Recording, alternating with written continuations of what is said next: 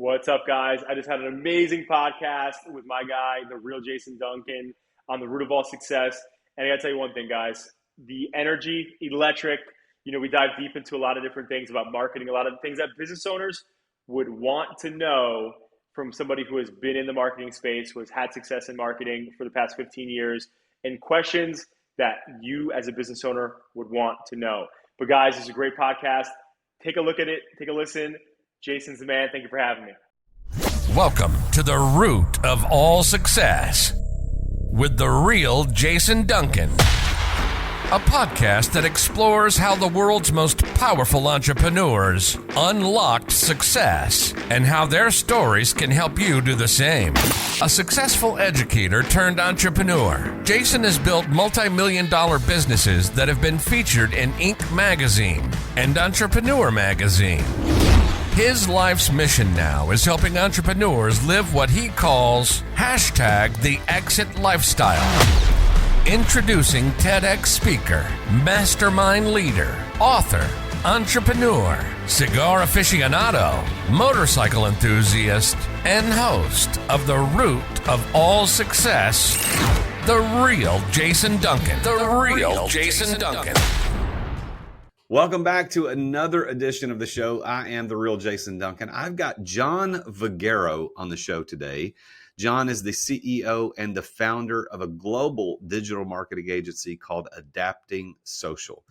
And he started the business at age 17. And we're going to talk a little bit about his 15-year experience of running a company, getting through those years of offering free services to getting to the place now where he has offices in New York and Miami, all over the world. And he's working with people like Bentley and Ferrari and Columbia University and real estate firms like Compass and Remax. He started out selling door to door in the winter, and it took him a long time to get to his first yes. And we're going to be talking about the power of persistence in the show today, how he was able to persist through all the times when most people would have given up. And you're going to hear him talk about that story. You're also going to hear him talk about how he was able to retire his mom through the success of his business, which I admire significantly. But he is a guy that knows marketing. He knows social. He knows how to advertise. And you're going to hear me ask him some pretty tough questions at the beginning about how, let's look under the curtain, behind the curtain rather, of what these art marketing agencies are doing and why so many of them suck, and how you can make sure that you choose the right one. So he has his own podcast, which we'll talk about at the top of the show, that you want to check out. He's in the top 5% of podcasts with his show, and he has a really big, good, engaged Instagram following, which we'll talk about as well. So please help me welcome John Vagueiro to the root of all success. Hey there, John. Welcome to the show. Jason, thank you for having me, man. I'm honored to be here. Yeah, it's good to see you, man. You had me on your show, the Breaking Barriers podcast, about a month or so ago. So I don't know if that's been released yet, but we can talk about podcasts because I know people who listen to podcasts want to hear other good podcasts. So let's start with telling people about your show and give everybody a plug about that. Thanks, man. Yeah. So Breaking Barriers, we started it around 2016 going into 2017. And in a nutshell, the show is about what is it that's holding us all back and what barriers that we're holding on to do we need to break through, right? Whether that's mental health, whether that's, our own limiting beliefs, whether that's our circumstances that we grew up into. And we really focus on primarily entrepreneurship. We will sometimes bring on like celebrities or athletes and people like that too, to talk about their journeys and how they did it. But really, it's just, we want to learn, we want to dive deep and understand from great entrepreneurs, like what was the real stuff. And by the way, am I allowed to curse in this podcast, or is this? Say whatever you'd like to say. All right, because my podcast, I got explicit ratings after the first few weeks of being live. But anyway, so a lot of us, we talk about the sexy shit, right? And it's like entrepreneurship's gotten really cool and sexy, but nobody talks about the crazy stuff you had to get to where you are today. So in our podcast, that's what we try to do. We try to talk about the real shit that people had to go through to get to where they are, and what were the barriers, right? Was it financial? Was it their upbringing with their parents, or things that they had challenges with, just stuff like that. So in a nutshell, we go deep into that, and what was the lesson, right? Because I'm a big believer. I like Stoic philosophy, and I love any fool can learn from their own mistakes, but it takes a wise person to learn from somebody else. And so that's what we try to pull out. We try to pull out what were the mistakes, what were the barriers, how'd you get through them, and hopefully people take away some of those barriers and apply them to their own journeys. So we'll put the link to Breaking Barriers in our show notes. So everybody go check that out. You can check it out on, I assume, all podcast players. Yep. All right. So go check out Breaking Barriers podcast with John Vagueiro. So John, you've experienced a lot of success since you started your business at age 17. You're in this marketing business, advertising business. And man, I get approached by marketing people every single day of my life, and it's driving me insane. I just got an email pre-show. I was looking at my email right before I came on the show today, and this person was like, "Hey, I heard you on," and it named somebody of the podcast, blah blah blah. Thought it was great. Looked up your website. Love what you're doing with real estate investing. And I'm like, okay, I do real estate investing, but that's not anywhere on my website. So he obviously didn't read my website. But then at the end, like, I have no idea what this guy's asking me to do. So if you suck that bad at asking me to work with you as an advertising agency or a company, like, I'm not even, no, absolutely no. So what is it why are so many advertising marketing agencies suck so bad at reaching out where people like you have killed it? Let's take a quick break to thank our amazing sponsors for making this podcast possible. Hey, I want to talk with you about one of my favorite tools as a salesperson and as an entrepreneur, and that tool is Dub. I want you to imagine for a minute getting an email from somebody, and instead of just being the plain old crappy text in an email, rather than just having a bunch of HTML where it's pictures and stuff, what if it was a video, and the video had a little GIF and it was playing right there in the email as soon as you opened it, and it had your name. Like, it said, "Hello, Jason, check this out." And then you clicked play and it played right there in your inbox in the window. And it was somebody trying to tell you how great you are, or how awesome they can help you, how good they can help you out. That is the power of video emails. I want you to try Dub out. I've been using it for years. I have closed countless millions of dollars in sales over the last 6 years or so using Dub, and you can do it too. All you got to do is go to therealjasonduncan.com/Dub. That's DUBB. Therealjasonduncan.com/Dub. Dub will help you make an impact in your sales through video. It's going to help you with, they've even got a CRM built into it. You can build landing pages. You can do campaigns, even SMS campaigns. You can set up automations to manage workflows and maximize conversions. And like I said, they've got an existing software platform inside Dub to take your CRM to the next level. Try this out. Get a free special just by being a listener to the podcast. Go to therealjasonduncan.com/Dub. Get 2 weeks to try it for free and 50% off your first 2 months. That's therealjasonduncan.com/Dub. 40 years ago, you weren't in business unless you had your business in the yellow pages. You remember those things? And 30 years ago, you weren't in business unless you had a door-to-door salesman. 20 years ago, you weren't in business unless you had a website. And today, you're not in business unless you're doing social media content. Am I right? Social media content. Social media content in the form of like micro content, which is 30 to 60 second spots on Instagram Reels or TikTok or YouTube Shorts. That's the way business is done. As a matter of fact, that may be how you found out about this podcast or me as a business coach. This medium that we're using today to communicate what we do is vitally important. And just recording yourself isn't enough. You got to do it right. And my friends over at Story do it right.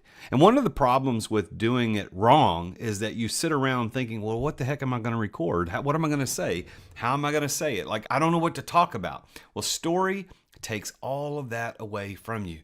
Stop wasting time trying to come up with content, because Story will send you a video prompt on what to record.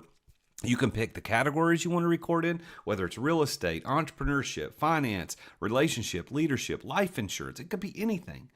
Don't waste time on that. And by the way, if you're not confident in talking on video, or if the video editing portion takes up way too much of your time, Story will edit the videos to perform well on social media. They add the subtitles, the pop-ups, the zoom cuts. They remove all the filler words like and. They remove the awkward pauses. And then they take that video and post it for you. They write the captions, they add the relevant hashtags, and they post it on the platforms that you care about the most. It's exactly what you need to be in business today and to be successful at it. So if you want to learn how to do social media the way the influencers do, you need to go to therealjasonduncan.com/story. And that's story with 2 Y's. Why? Because they're awesome. Go to therealjasonduncan.com/story. That's STORYY for 10% off your first 3 months to try Story out. You're going to thank me later. Thanks for listening to our sponsors. Now, back to the show. Well, I think the problem is that people, well, I don't like using the words problem. I think the challenge that most companies have in general, right, are how can we scale and acquire more clients, right? And the thing that marketing agencies tend to do is they tend to lean on what they're native to, right? So email, like if you're a marketer and you're not, savvy to email, then you're not a marketer, right? But so they go, because pounding the phones back in the day, like when I started adapting social 15 years ago, I was door knocking, Jason. I was pounding the phones. I was doing all that stuff. Agencies are not doing that anymore, right? They just clutter inboxes like nuts because they email you on LinkedIn. They're cluttering your inbox, and they're hoping that they say one thing that's going to get you to go. So to me, we've never liked that approach. One of the things when I first started, I was very blessed that when I started the company, instead of me, I was door knocking for sure. But once I started getting some clients through my door knocking and those different efforts, I was able to put some money towards, at the time, Google AdWords, right? Not Google Ads, they're new improved, but Google AdWords, and it was so insanely cheap. So I was getting clients at that time that were on Google or on Yahoo or the major search engines, and I was paying a couple cents per lead. That would be paying me a couple $100, right? So the ROI was just ridiculous. And so I was able to build a reputation, and I'm a big believer in this still, is I want to give first before I receive, right? So like even with my Google AdWords back then, if I had a couple clients come in and they wanted a website design for them as an example, right? I would say to them, what did you pay for your last website?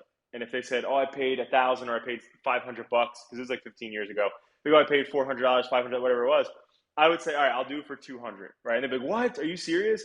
And then I would over exceed their expectations on base what they thought they would receive on 200. So my point though is the word of mouth paired with my Google ads at that time frame just rocket fueled us. And that's how we really spread across the US.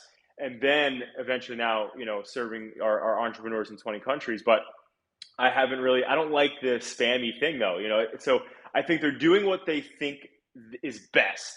And that's why they're cluttering your inbox.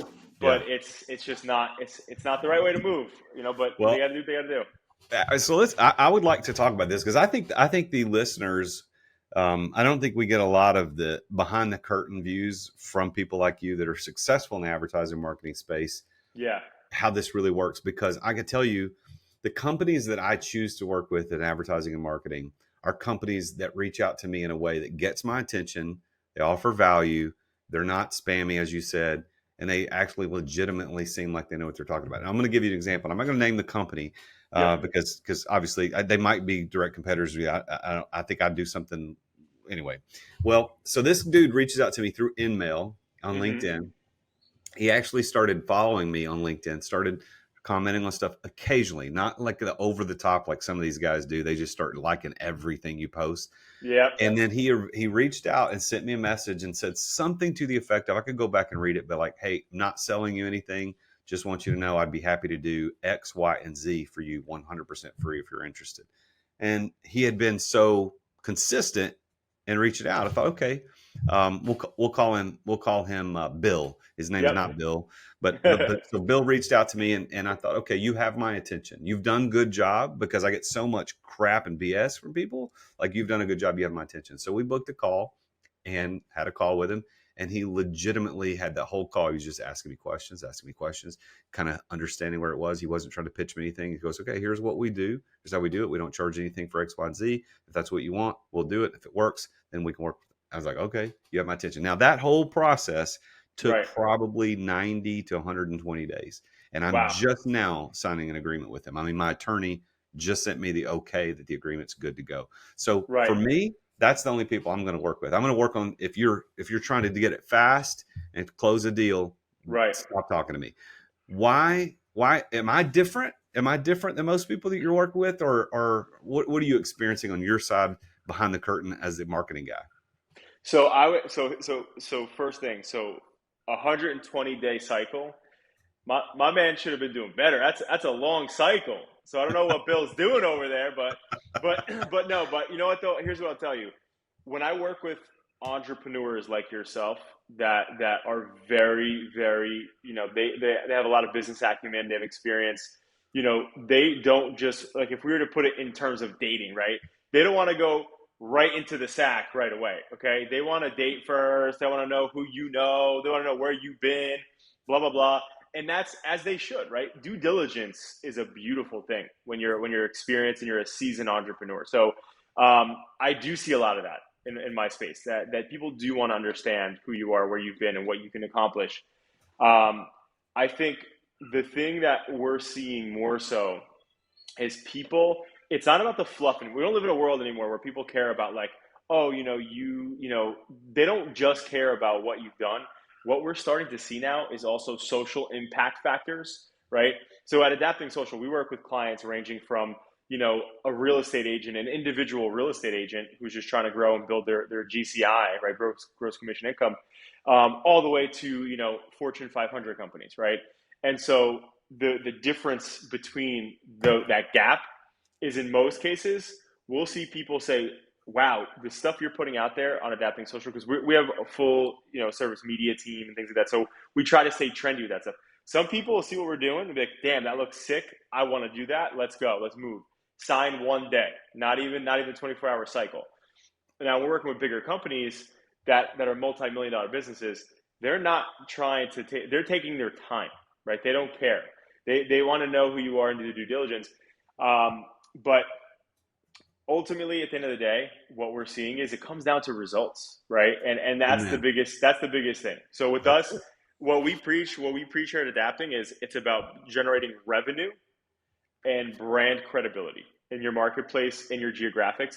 So when we show people and we get our actual customers, in front of, because I'm a big referral guy too. So like if I have, right now we're pitching a huge Fortune 500 company right now, and they're asking us for a few things. My sales team, my sales director over delivered. He goes, they're trained to think like entrepreneurs. So they go, hey, you didn't ask for this, but here's 10 phone numbers to random clients that are in similar verticals as you that we've been working with for a couple of years and have generated millions of dollars for them specifically through our channels and our marketing efforts.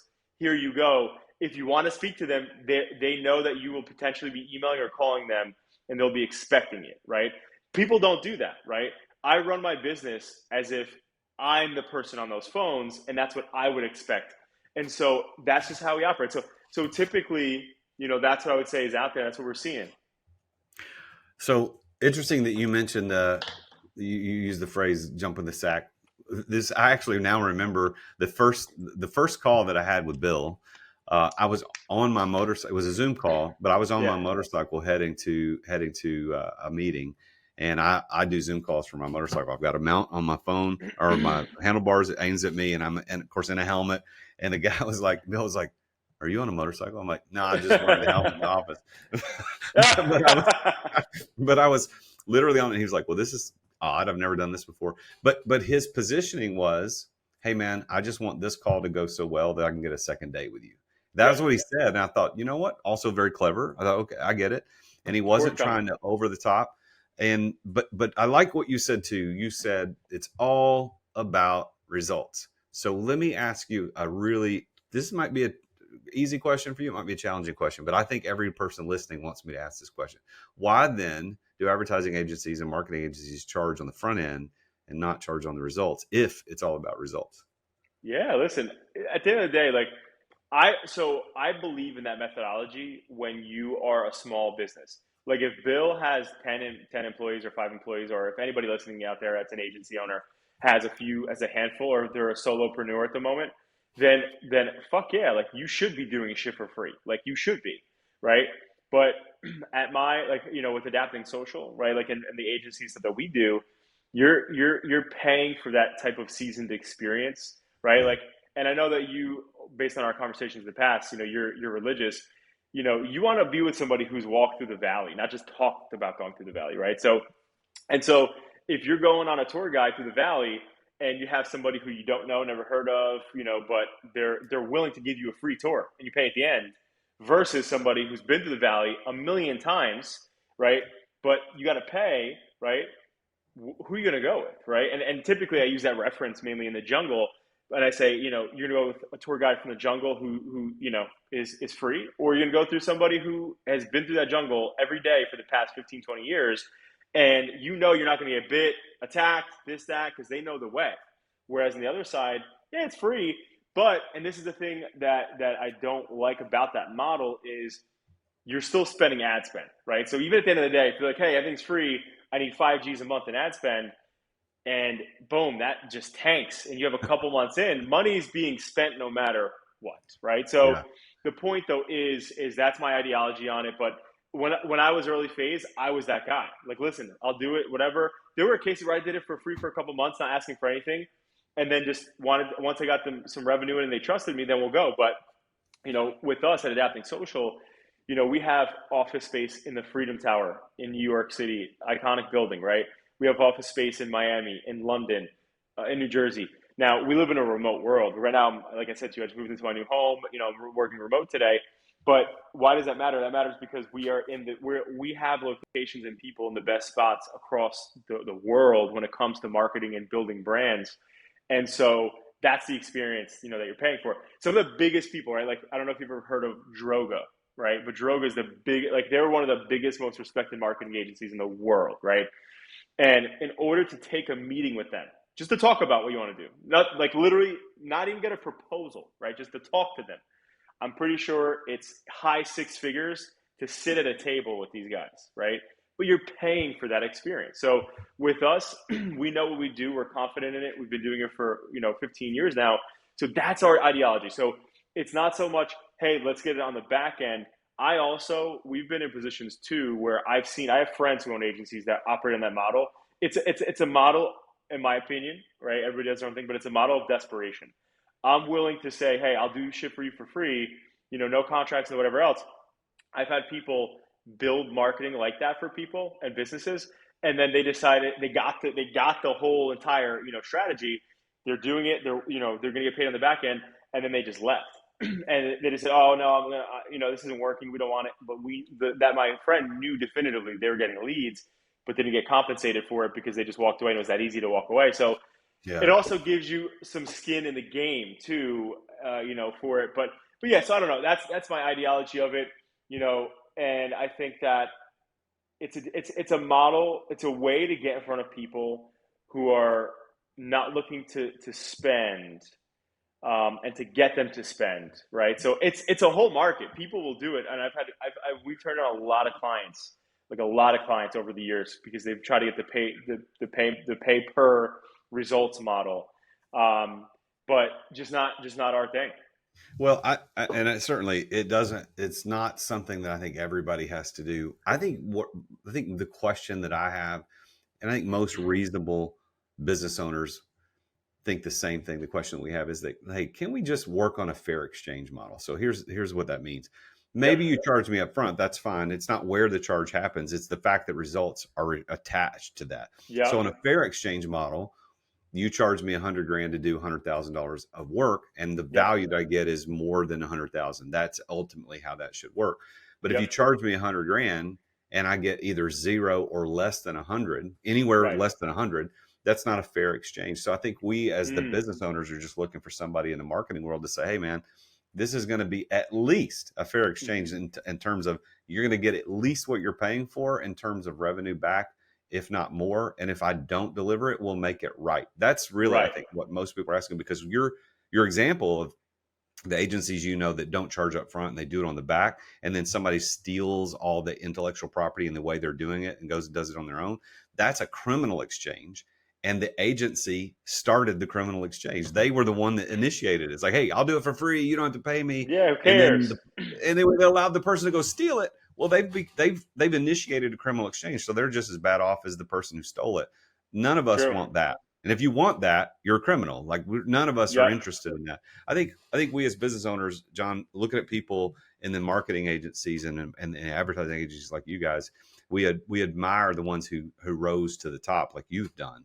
And I mean, Yeah. having office spaces where you have it, you're no chump if you've been able to accomplish that. We just say, hey, if we want to work with you, this got to be fair, man. It's got to be a fair exchange. If I pay 100 G's, I need at least $100,000 in revenue just to justify the Right. fact that we work together. I think that's reasonable. I mean, you would agree, right? Yeah. Yeah. And you know what though? I want to put it, so you mentioned real estate earlier. Do you have like a real estate portfolio? Like, are you in the real estate game? Because I'm going to give you an example if you are, A so it little makes bit, sense. yeah, yeah. I'm in there a little.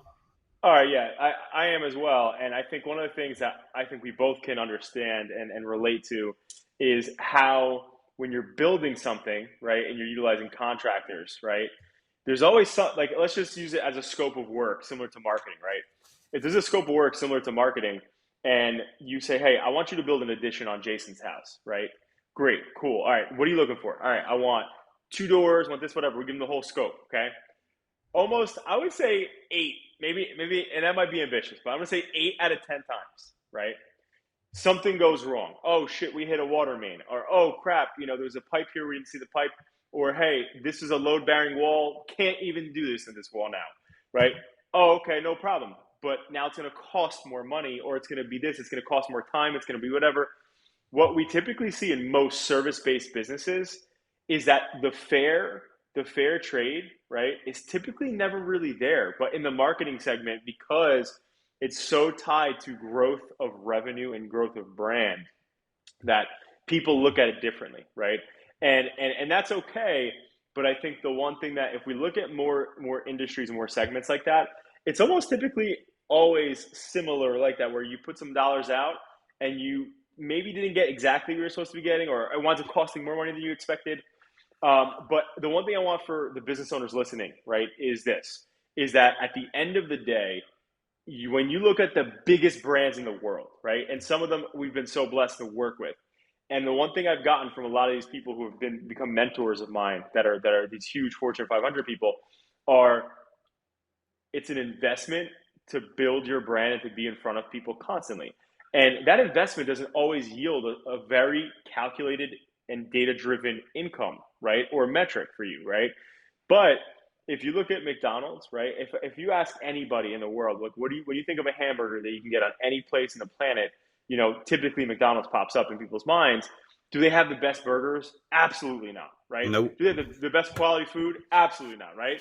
But what do they have? The best branding and the best marketing, and they're just everywhere. So they're Yeah. always just in your face.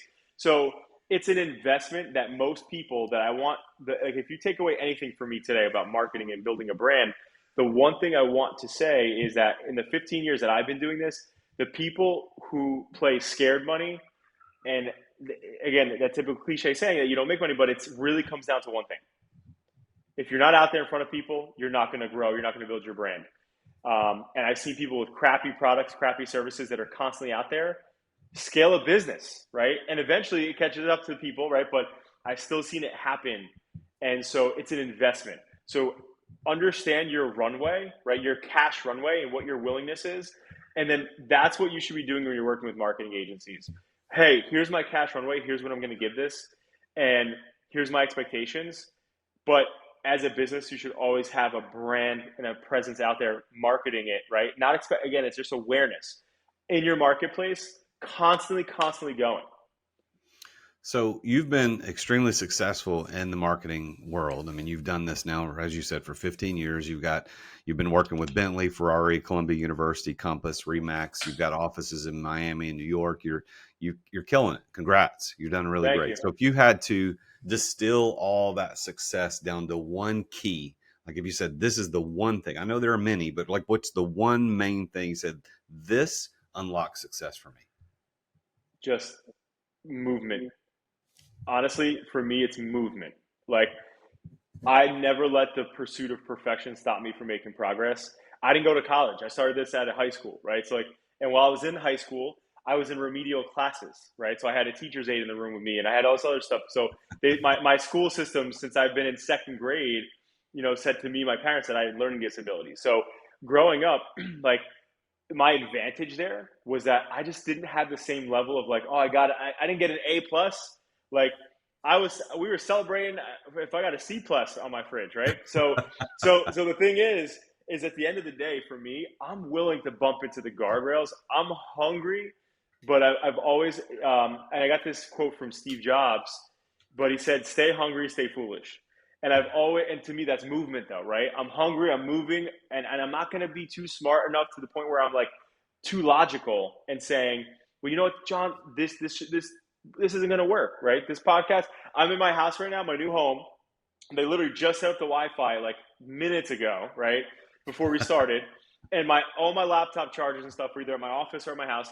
And I'm sitting there, I'm like, damn, does Riverside have an app? I'm like running around here trying to get this, but like, if I was super logical, what I would have done was I would have got on my phone, I would have emailed my team and said, "Hey, let Jason know we got to reschedule this." Right? But that's not how I roll. I move, man. I want to move. I don't want to stay still, and I want to move. Right? So, like, to me, I would say it's movement, and it's those two things: being hungry enough and being foolish enough, and that combined ideology. Now, 15 years later, I have a little bit more business acumen and wisdom than I had when I first started. And so I'm more calculated. But Yeah. I think the best thing I ever heard was ready, fire, aim. That's how I operate. Not ready, aim, fire, right? I'm not going to wait and miss an opportunity for my shot. I'm going to fire shots left and right. And if I have to recalibrate and reload, I'm going to do that. I'm fine with that. But ready, fire, aim is how I live my life. So how do you define success? What's John Vagueiro's definition of success? Has nothing to do with money. It has everything to do with my family. It has everything to do with spending quality time with them. So I retired my mom, and for me, she is like everything to me. But she is somebody that means the world to me. I wouldn't be who I am without her. But I retired my mom. That to me is success. Boom. Like my mom took care of me. She had five. Again, I'm the oldest of five siblings. Like that's success to me. My wife. We just bought. For me, I got lucky. I married a conservative woman who doesn't care about materialism things. But again, my wife, her whole thing, and this is where my mindset has shifted, is if I can take care of my family, I can enjoy what I do. I can be present. I have a child now, so my son, who's 7 months old, I can be there with him. I can be a great role model for him. And he says, "Damn, my dad's a good guy. He's there for people. If somebody fell down on the street, he's gonna help them up. If somebody needs help there, he's gonna go help them." It's just service, man. To me, success is service and being able to do it on your own terms. On my podcast, I like to ask people at the end, which because I asked you that question of what would your tombstone say? To me, like it's like I'm a servant to my family and friends, but I do it on my terms, right? Meaning Yeah. like I want to enjoy what I'm doing in the process, but I want to just be a big pair of hands and serve, man. I just want to serve everybody I can. Well, I love that. So based on that definition, do you consider yourself to be a successful person? I would say, to me, success is not something that it's not given, and it's not a trophy we put up on a shelf, in my opinion. It's an endless mountaintop, right? We're climbing Mount Everest, and the thing is, every time we get to the top, there's another level unlocked. So Yeah. I would say right now, I have work to do, man. I want to spend more time with my parents. I want to spend more time with my wife, my son. I want to be a better husband, So I would not say so.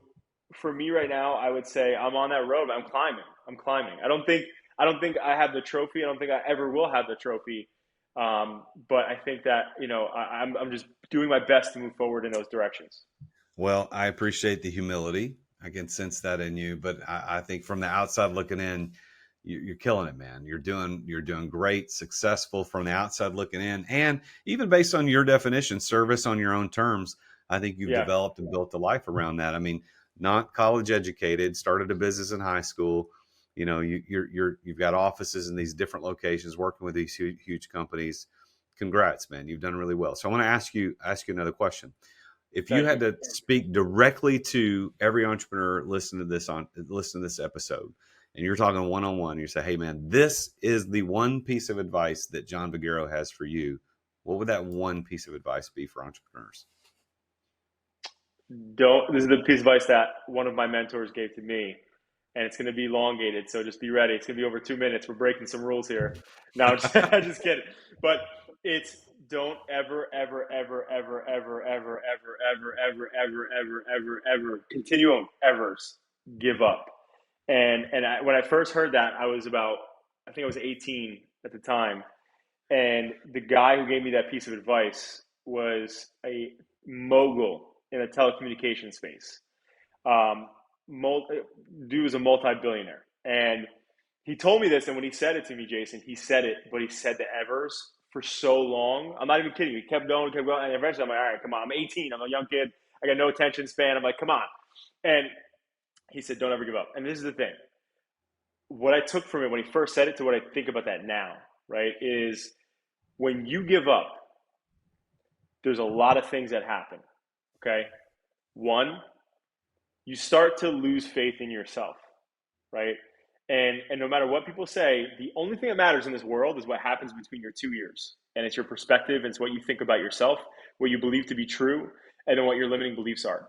And what I've learned, because I've had some failures, right? But failure to me is a fucking blessing. I literally, like, once my son is old enough and I have more kids, I want like 5 kids, man. I want a big family, right? So for me, at the table, the question every day at dinner, right? Because we're gonna have mandatory dinners every day, right?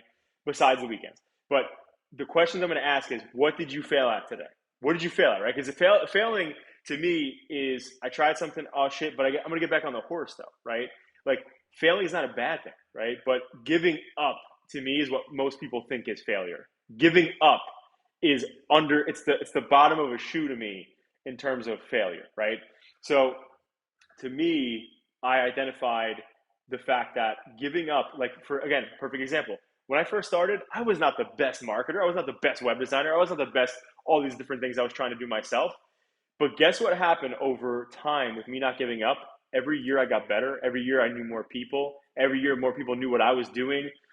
Eventually, if you don't give up and you stay in your lane, if you love it, of course, something starts to happen and people begin to know who you are. And it's just literal math. You're only going to keep getting better at what you're doing. And that to me is a big part of like why I'm here today. I just didn't give up, man. And everybody around me, I remember the first time I went to my accountant and my parents' accountant at the time, and I showed him my first year statement. And he goes, John, I think this is more of a hobby, my man. This is not really a business. Like you can't like not go get a job after high school here. Like you should really like consider like just doing this for fun, like and like focusing on an actual career. And I could have took that. Most people would take that and be like, this guy went to college, he's educated, he runs a big tax firm, whatever. But I didn't give up. And I think that's the biggest thing. And it sounds cliche. And with the internet, there's so many things that exist out there that make people think that things are, too small. But that's what it is, man. Don't ever give up on something that you feel like you could be good in.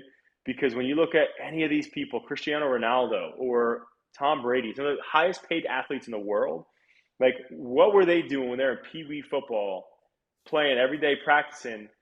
But they never gave up, right? If people, and that's the thing I would get curious about, even that example, if somebody was in school, Tom Brady, but played football the same exact, and they were a decent quarterback, right? But they played as long as Tom Brady's played, how good would they be in a 20-year career? They probably would have been really great eventually, right? If they were a quarterback that was just decent. My point is don't give up. That would be my biggest thing. And I know it sounds cliche, but that's been for me what I focus on the most is that I could have given up a bunch of times, and a lot of people do give up because it's hard. Yeah. Well, But and the power of persistence is underrated. I think a persistent person will outperform a person who's better educated, more well funded, better connected. A persistent yeah, person will outperform all those people. So I love that as your piece of advice, and it reminds me of what Napoleon Hill said. He said, "With every failure, there is the seed of the equivalent advantage or mm, benefit." So every time you fail, mm, a seed of something equivalent or greater has been planted. And if you just wait, like if an oak tree, and when that seed is planted, it will be an oak tree. It might take 20, 30, 50, 100 years before you see what it really looks like, but it's coming. So when you screw up, when you fail, when you go When you skin your knee, you fall off the bike, you have to get back up and keep riding because you just learned something. As a matter of fact, my newsletter that I just emailed out to my people this morning was on the power of persistence, and I told a little bit of that story. Man, Yeah. Thomas Edison, of course, the greatest example of the never give up attitude. 10,000 Mm. attempts at creating a light bulb, and he said, "I learned 9,999 ways not to create a light bulb, and now I've got a light bulb." So if he'd given up at light bulb number 8 or number 50 or number 5,000, none of us would have blamed him. Like, yeah, man, it didn't work. It's all right. You worked hard. Congratulations. But now he pushed through, and we have electric light with phonograph. We had all these amazing inventions because this guy never gave up. So, John, Dude, I love that. that's a fire example. I love that example. I love Yeah. that. Well, you're welcome to use it. I want to give one more piece of advice if I could. Yeah. And this only came up for me today, but it was around um, allowing other people's limiting beliefs that they impose and they feel in themselves and their own insecurities on you, and understanding the difference, right? Because listen, most people, if you're untrained and you don't understand it, again, like not everybody out there has heavy personal development like you do or like I do. So they take advice very seriously. And the one thing is, I'll put it into layman's terms, don't go to the gym and hire a fat trainer. You would never do that, right? Don't go to a financial advisor and hire somebody who's living paycheck to paycheck, right? Don't get advice from somebody that in such an important thing, like if it's about your career trajectory, if it's about your business trajectory, go talk to somebody who you want to be like, who you aspire to be like. Don't get advice from people. Like I was somebody who did this. I would go and ask my friends, their parents and shit, and like my family, but my family wasn't doing what I wanted to do. But I was asking them that advice, and too many times we get that type of advice from the wrong people. We're going to the fat trainer to ask how we can lose those pounds, and That's they ain't right. gonna help you. They can't do it themselves. Why are you asking them, right? So I just want to make sure you guys think about that, and it's important that you reach out to people. There's a lot of my mentors, Jason, I reached out to, right? Like when I got Grant Cardone on my podcast, right? Like we emailed him, right? And I had my team email him, whatever else, probably close to, I think like over 135 times we counted, right? That we emailed him and his assistant, right? Boom, boom, whatever. And he finally reached back out and was like, dude, I'm only doing this because of how insanely persistent. You know, he's like, your team's calling my offices. They're annoying the shit out of my assistant. They're doing this, they're doing that. He's like, you know what? Let's just do it, man. Let's just do it. And a lot of these people that like, you know, there's a multi-billion-dollar company out here in Jersey, you know, in the tri-state where I live. And I was like, you know, screw it. I'm going to email the CEO, the founder, and just, you know, see if I can get on his calendar and he can mentor me. Shot out an email. He emailed me back in 5 minutes flat. No joke, 5 minutes flat. And this guy's a multi-billionaire. And he's like, hey, yeah, sure. Do you want to do tomorrow? And I was like, hell yeah, I want to do tomorrow. I'm coming. So don't be scared, guys, to reach out and to ask advice from people you want to be like. Even if they're not in your circle yet, or if you don't know those people, Google them, research them, find who is the people, and then go find them, and then reach out and just be relentless, you know, and eventually somebody will say yes. And eventually, even if you have somebody in your family, friends network that you know somebody who knows somebody whose uncle's goldfish is this person, you know, like there's got to be somebody in your network that knows a little bit more than the people you're probably going to ask for advice or feel comfortable enough to be like, hey, should I do this? Right? Like, don't put your big goals in somebody else's hands, and don't allow people's limiting beliefs on what they can do in the world be imposed on you. Because sometimes, and most often, that's what they do, and people don't go after big, hairy, audacious goals because somebody else told them, yo, Yeah. that's not Jason, that's crazy. You can't start that multi-million-dollar company. You're a teacher. You can't do this. What do you think That's you right. are? You know, but ask the right people. Well, you know what? What's funny is that if you go back to the first big question I asked you about success, I said, what's your one key? And you said movement. And then you went on to talk about that. And then I asked you, what's your piece of advice? You said persistence. That is the same thing. Persistence and movement. That's what that is. It is moving in the same direction you want to go. And I have a similar but interesting, I think, quasi interesting story about my podcast guest I've been trying to get on for a year.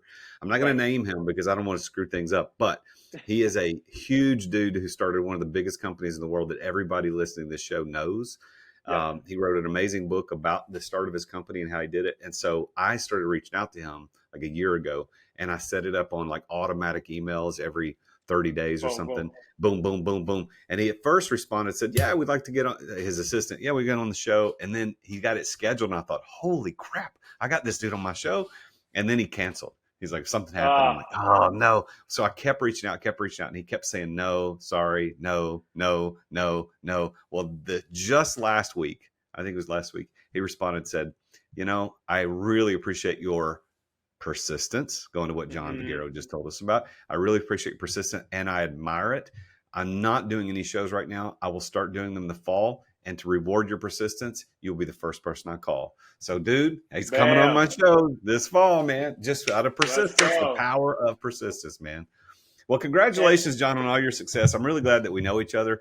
How can people reach out to you? What's the best way to connect with John Vagueiro? The best way for me would be probably via Instagram, at the Johnny, Johny. It's one N.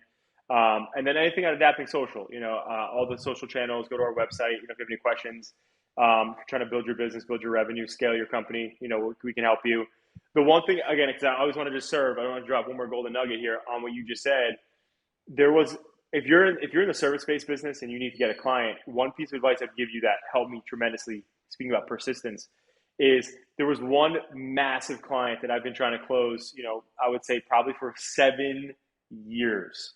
Not 1 year, not 6 months, not 2 months, 7 years, right? And just recently I heard something and I was like, let me try this. So the dude gets blown up, his emails, whatever, like we're blowing this guy up all the time or whatever. And he, at this point, like we have like even like a banter going back and forth where he's like, yeah, listen, we're still good, whatever. So I was like, I'm going to go above and beyond because that's what we do here, right? And it took me 7 years to do this, and I'm pissed it took me 7 years. But I, through my team's research, saw that he has kids, right? And he's a big family guy, right? So I went ahead and I bought season passes for him and I think his 4 kids to go to Six Flags, which I don't know if you guys have a Six Flags by you, but it's like a small Disney. So Six Flags, right? I bought him season passes for all the kids, right? And at the beginning of the season, right? And I sent him a personalized letter with it telling him, hey, listen, I know I've been on your radar. I know my team's been busting your chops and been going back and whatever. But family's the most important thing, and one of the things that I respect about you as a successful entrepreneur and one that I inspire to be like is that you have your family at the forefront of everything that you're doing. And so whether or not we do business together, just one entrepreneur to another, I hope you enjoy this. Bam. I was in his office, I think the next week, right? And he fired his other marketing company, hired us literally pretty much on the spot. And it's been like probably the best thing I've ever done to that point with our sales team and like us being more personalized. But my point though is we're talking about persistence. I like calculated and thoughtful persistence though, because the one thing that sometimes we'll see is every time, and this is the thing with my team, it's part of our IP for marketing, but when we do those automated emails or if my team's reaching out, they will never. So for 7 years, this guy got emails and phone calls. Not one email has ever been the same. And that's what he told me he respected. So it's not an automated canned, response email that's dripping. This was every single one is now set up in a different way and dripping in different ways and different whatevers. And anyway, I want to drop that nugget for anybody out there in the service-based industry because a lot of times we just try to throw out the value that we can provide as a marketer or as whatever, and we don't think about them and what we can just do for them and not ask anything in return. And that helped me. So hopefully that can help somebody out there, get ahead and get in front of that big client you want to get. John Vagueiro, CEO and founder of Adapting Social. Go check him out on Instagram at Adapting Social, or you're going to check out his personal Instagram at VJohnny, and that's Johnny with one N, VJohnny on Instagram. John, thanks for being a part of the show today. It's an honor to know you. Thanks for being here. Congrats on all your success, and a big shout out to your mom, whom you retired through your success. So congratulations, man. Thank you, man. Appreciate you. Thank you for having me on the show. Well, there you have it. Another very successful entrepreneur and his journey to success. It's really, I think probably the thing I admire the most is what he did for his mom. I mean, certainly there's a lot of cool stuff that he's done, but I know that one of my goals as I continue to build my life as an entrepreneur, build my wealth, is that there are certain financial goals for my family, my parents, my mother-in-law, et cetera, that I want to accomplish. And so to see somebody as young as him to have been able to accomplish that so early, it's really an admirable thing. So pay attention to what he said about movement being his one key to success, which really is persistence. And the power of persistence is something that you cannot underestimate. So maybe you're at a place now where you're thinking about giving up. Maybe times are tough. Maybe you went through a partnership divorce. Maybe you've had a vendor who screwed you on something. Maybe you had a customer back out of a big project. But don't give up. Whatever you do, don't give up, because you can't get to your goal if you give up. Just like I said to John in the show, what if Thomas Edison had given up at the 5,000th try of creating the electric light bulb? I don't think anybody would have blamed him, but we wouldn't have the electric light bulb the way that we have it now. We wouldn't experience that life that he was able to introduce us to through the electric light bulb. So don't give up. You're doing something amazing for this world. Don't give up. I want to make sure that you check out my book, Exit Without Exiting. You can pick this up at therealjasonduncan.com/book, therealjasonduncan.com/book. Check this out. This is going to tell you the stories of 3 different entrepreneurs and about how they persisted through their startup phase, growth phase, and then how they eventually exited. 3 different exits, 3 different styles, and 3 different outcomes. And there's one that I think you're really going to like. It's Exit Without Exiting. You can pick this up at therealjasonduncan.com/book. Go check it out. And if you've read it, please go and leave me a review on Amazon, 5-star review about the book if you think it deserves it, so that more people will see that book. So thank you for listening to the show today. Please tune in again next time when I talk with another successful entrepreneur about his or her journey to success. Until then, as always, I am the real Jason Duncan, and Jesus is King. Attention business owners. Attention business owners. Feeling burnout from running your business? Uncertain if you're nearing burnout? Take our free 10-question business burnout test at businessburnouttest.com to discover where you stand. With just 10 quick questions, you'll learn how to immediately begin making changes to regain freedom and success. Cut your daily operations time in half. Improve your quality of life and prepare your business for your future exit without losing revenue or profit. Visit businessburnouttest.com now and take the test. Thank you for listening to another edition of The Root of All Success with the real Jason Duncan. If you've enjoyed this week's episode, visit therootofallsuccess.com to access the show notes and other helpful resources. Follow Jason on social media at The Real Jason Duncan. See you again next time here on The Root of All Success.